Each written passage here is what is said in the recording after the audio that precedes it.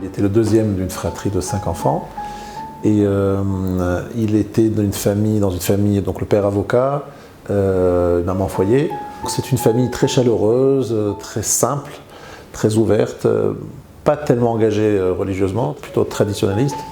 Et il a toujours eu d'excellents souvenirs de son enfance. Il a un peu commencé à connaître la religion vers 16 ans, parce qu'il avait une grand-mère qui le poussait un petit peu à aller à la synagogue. Il est venu en France, il est arrivé à Nice. Il était actif aux EI à Nice.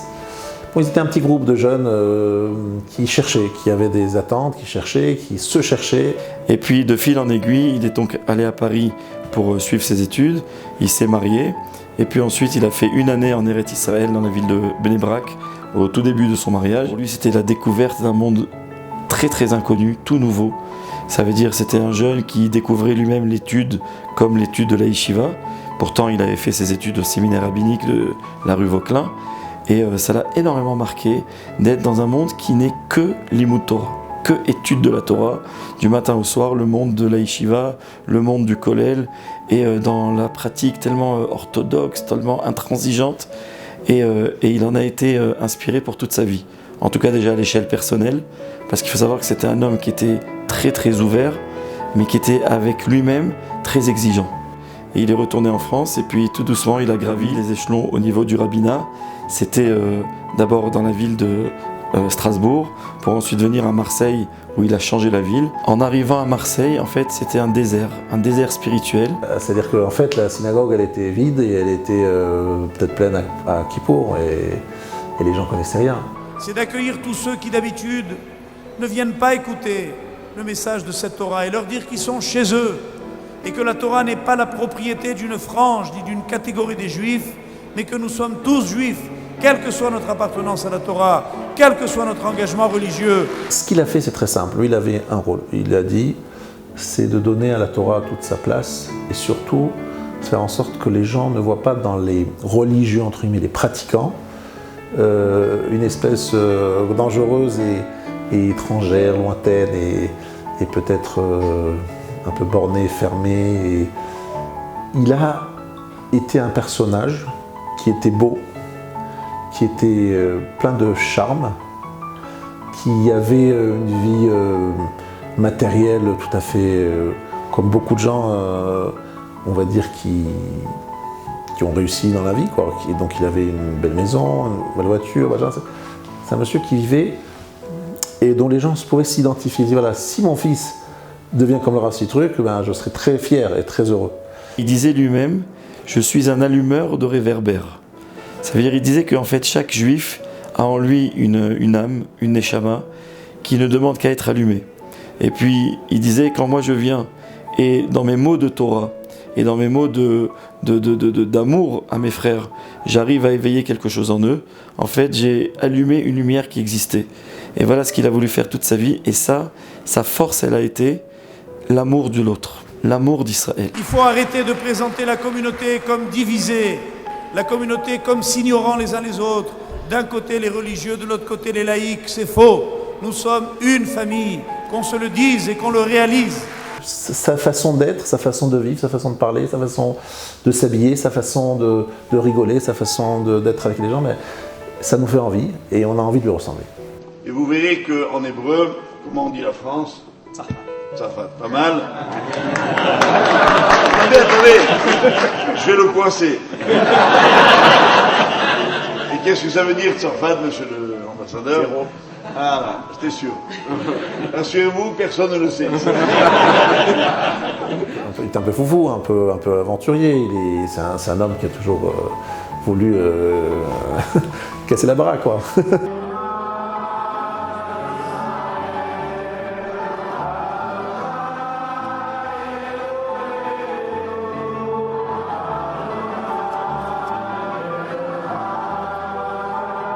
C'est dur d'accepter la vie de l'autre quand des fois on a nos propres influences, nos propres négiotes, comme on dit en hébreu. Et lui, le Rav, il arrivait toujours à faire ça. Il allait voir le Gadol, et le mot final qui sortait de la bouche du tzaddik, c'était sa décision.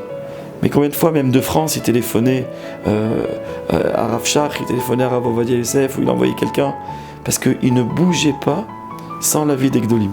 Mais se poser la question, comment est-ce qu'elle est tendre la main à la reine d'Angleterre lorsqu'elle a fait sa visite à Paris? Se poser cette question, comment rentrer dans une cathédrale alors que le président l'attendait, poser la question, avec des réponses qui je ne veux pas donner ici, mais qui demandent beaucoup d'efforts, beaucoup d'efforts pour pouvoir autoriser ces différentes choses.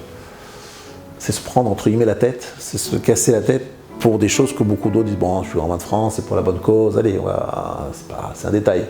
Lui non, il posait la question au Serbanim, il suivait, il avait la hirat shamim, la crainte du ciel. C'est un monsieur qui ne supportait pas, qui ne voulait absolument pas partir en guerre contre quelqu'un. Donc il me disait toujours cette phrase, il me disait, pour faire la guerre il faut être deux, mais ils ne me trouveront pas parce que moi je peux faire la guerre, donc ça s'arrêtera tout seul.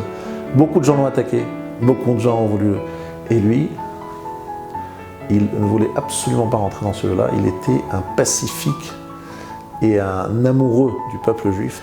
Et lui, il a toujours travaillé sur cette midala, sur cette caractère de ne pas parler en famille, de ne pas critiquer, de devenir ami, de travailler ses méthodes pour se rapprocher de ceux qui l'avaient humilié en public. Il a eu beaucoup d'opposants parce qu'il était considéré, justement, appelé l'orthodoxe. Et donc, il représentait ce monde que beaucoup en France, même dans les instances consistoriales, n'appréciaient pas. Nous, dans la famille, on pense qu'il a encaissé, c'est vrai, il n'a pas parlé, c'est vrai, mais que ça lui a coûté son AVC, quoi. Et lorsqu'on a eu les IRM, ils nous ont montré des petits AVC qui avaient eu lieu les années précédentes, et que nous, on appelle les différents moments où il a été humilié, attaqué injustement, et où il a encaissé, sans parler, sans échanger, même avec sa femme, parce qu'il ne voulait pas dire de la shonara, il ne voulait pas rentrer dans une logique comme ça de critique. En 2001, lors de la célébration d'un mariage, il est atteint d'une attaque cérébrale, et par miracle, et grâce aux innombrables prières, il se relèvera et continuera à remplir sa fonction de grand rabbin de France. C'est suite à cette attaque que lui sera rajouté le prénom Chaim. Combien de fois a-t-il dit « Je suis un survivant de la prière ». Nous, on habitait en Israël, il était en train de célébrer un mariage, et là, on est appelé de toutes parts pour nous apprendre ce qui vient de se passer, qu'il a eu donc le Rav Sitruk en pleine choupa. Il tenait le micro, il s'est effondré. C'était une période très difficile parce que chaque jour, c'était un miracle. Les médecins avaient dit à Madame Sitruk qu'il y avait peu de chances qu'il passe la nuit. Et elle leur disait, parlez toujours, le grand docteur, c'est pas vous, c'est Akadosh Baruch Hu. Et ils se sont moqués d'elle. Mais c'est incroyable de voir comment, grâce aux tfilotes et grâce à la Emouna, il s'est relevé de ça. Le Rav Sitruk a vécu, dans la deuxième partie de sa vie, quelque chose de très douloureux. Je m'explique. Le Rav, il avait une belle prestance, un beau visage. Il avait un charme fou. Au fur et à mesure que la maladie progressait, il perdait toutes ses qualités, entre guillemets, physiques. Comme si Hachem lui enlevait tous les cadeaux qu'il lui avait donnés et les enlevait au fur et à mesure. Et plutôt que de se lamenter sur son état alors qu'il était très très faible, je ne voudrais pas rentrer dans les détails, mais c'était dur de le voir comme ça. Le premier Pessah, après son AVC qui avait eu lieu donc en décembre, plus de 6 mois étaient passés, enfin quelques mois étaient passés, il était très très très fatigué. Pour lui, c'était inhumain de rester assis, écouter un seder. Mais il n'a jamais transigé. Le seder, c'est le seder, il est resté jusqu'au bout. Il essayait de faire toutes ses mitzvot au mieux, malgré les difficultés. Et il ne s'est jamais lamenté sur son état. Il avait tout le temps un mot d'humour, tout le temps, il remerciait tout le temps Kadosh Baruch Hu. C'était un leader, comme j'ai dit, charismatique, de se retrouver, de se regarder dans la glace et de se voir avec un visage mutilé, avec une démarche aussi lourde, avec la capacité à faire des choses élémentaires. Je me suis dit, mais à un moment, il va dire un petit mot à Hachem, ça suffit, quoi. qu'est-ce que tu me donnes, Et le Rav disait toujours, ces épreuves-là, je dis à Hachem merci de me les avoir données. Il ne le disait pas, je ne pensais pas des phrases, parce que bon, il y a des gens qui peuvent le dire comme ça, mais lui, il le disait sincèrement. Et en fait, il dit à Hachem, écoute, je te remercie pour les cadeaux que tu m'as donnés, parce que tu m'as donné des grands cadeaux, on en a parlé tout à l'heure, mais le plus grand cadeau que tu m'as donné, c'est peut-être le dernier, celui de me voir diminuer et de mettre à l'épreuve la confiance que j'ai eue en toi et l'amour que j'ai eu en toi. Pendant toute sa vie, il a donné aux gens du chizouk des forces lorsqu'ils étaient dans l'épreuve. Mais c'est des mots. Lorsqu'on le vit soi-même, on le vit comment? Alors il a compris dans ces moments d'épreuve une autre façon de voir la vie. On a vu qu'en fait, un grand homme, comme il disait toujours dans ces trucs, c'est pas quelqu'un qui fait des grandes choses, mais qui arrive à transformer des petites choses en grandes choses.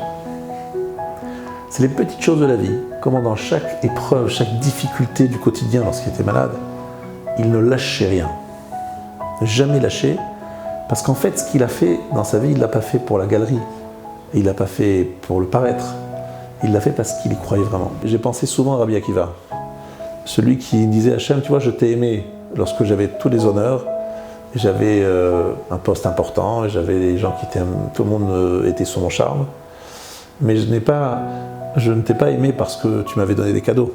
La preuve, c'est qu'aujourd'hui tu m'as tout enlevé et quand même je t'aime.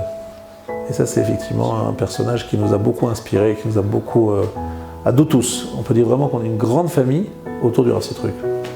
Il a su créer une communauté dans laquelle finalement on était tous des frères parce qu'on était tous les fils d'un homme, les fils spirituels d'un homme. Et on espère que de là où il est, Bachamaïm, il continuera à prier pour toute sa communauté et on a des forces pour réaliser tout ce dont il rêvait pour la communauté française. La grande leçon de la vie que j'ai retenue, c'est qu'on croit généralement qu'on donne à ceux que l'on aime. La Torah dit le contraire. On aime ceux à qui on a donné. Moi, je vous ai tout donné, voilà pourquoi je vous aime tant.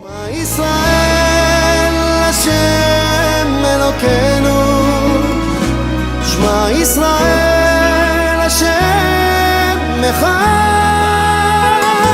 שמע ישראל כל יום בחיינו, כי יהודי הוא אף פעם לא לבד.